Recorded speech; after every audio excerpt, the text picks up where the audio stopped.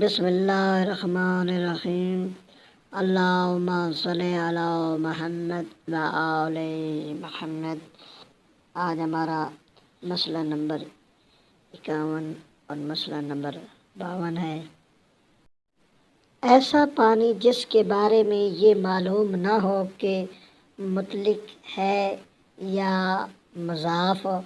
نجاست کو پاک نہیں کر سکتا۔ مطلب ایسا پانی جس کے بارے میں آپ کو پتہ ہی نہیں ہے کہ وہ نجس ہے یا وہ پاک ہے، تو وہ نجاست کو پاک نہیں کر سکے گا اور اس سے وضو اور غسل بھی باطل ہوگا۔ اور جو ہی کوئی نجاست ایسے پانی میں ملتی ہے تو احتیاط لازم کی بنا پر وہ نجس ہو جاتا ہے، تو آپ اس کو احتیاط لازم کی بنا پر نجس ہی قرار دیں گے، خواہ اس کی مقدار ایک کر ہی کیوں نہ ہو۔ اصل میں یہاں پر ایک قانون ہے جو ہے نا، وہ بتایا جا رہا ہے کہ کسی بھی مشروط کی آپ کو اس کی شرط کے بارے میں پتہ ہونا چاہیے، اس کے بعد آپ اس میں آگے والا قانون استعمال کر سکتے ہیں۔ مثال کے طور پر آپ کو پتہ ہونا چاہیے، جس طرح آپ پیچھے پڑا ہے کہ پہلے پانی کیا مطلق تھا اور اب مضاف ہوا ہے یا نہیں، یا پہلے مضاف تھا تو اب کیا مطلق ہوا ہے یا نہیں، تو اب آپ کو نہ مضاف کا پتہ ہے نہ مطلق کا پتہ ہے، تو احتیاط لازم کی بنا پر اس میں قوانین کا آپس میں وہ ٹکراؤ ہو رہا ہے، تو ایسے مسئلے میں احتیاط لازم آپ اس کو نجس ہی تصور کریں گے اور اس سے غسل وضو وغیرہ نہیں کریں گے۔ مسئلہ نمبر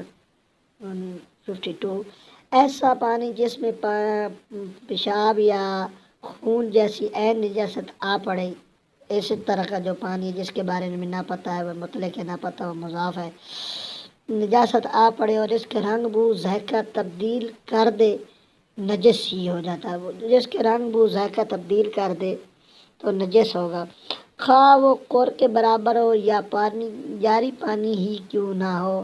تاہم اگر اس پانی کی بو، رنگ اور ذائقہ کسی ایسی نجاست سے تبدیل ہو جائے جو اس سے باہر ہے، مثلاً قریب پڑے ہوئے مردہ کی وجہ سے، تو اس کی رنگ بو جائے تو احتیاط لازم کی بنا پر وہ نجس ہوگا۔ مثال کو ایک تالاب ایسا ہے، وہ جو اس طرح گاؤں میں کنویں ہوتے تھے، کسی کنویں بھی نہیں بلکہ تالاب یہ صحرائی علاقوں میں ہوتے تھے جس میں پانی وغیرہ کٹے، لیکن اس کا پتہ نہیں ہو۔ مثال کے طور پر اس کے ساتھ ہی کنارے پہ کوئی مردار مر جاتا ہے، کوئی جانور مر جاتا ہے، کوئی گدھا مر جاتا ہے، ادھر پڑا ہو، تو اس کی بو کی وجہ سے وہ پورے علاقے میں بو پھیلی ہو اور اس کی بو کی وجہ سے آپ کو یہ یقین ہو جائے کہ اس نے اس پانی کی بھی بو خراب کر دی ہے، تو احتیاط لازم کی بنا پر وہ اس کو آپ نجس تصور کریں گے۔ کیوں؟ آپ کو پہلے پتہ ہی نہیں ہے کہ وہ جو پانی ہے وہ مطلق ہے یا مضاف ہے، اس بنا پر یہاں پر قانون کے ٹکراؤ کی وجہ سے، قاعدے کے ٹکراؤ کی وجہ سے وہ احتیاط لازم کی بنا پر وہ نجس ہی تصور ہوگا۔ خداوند متعال ہمیں فقہ اہل بیت کو صحیح طریقے پر سمجھنے کی توفیق فرمائے۔ اللہم صلی علی محمد و آل محمد۔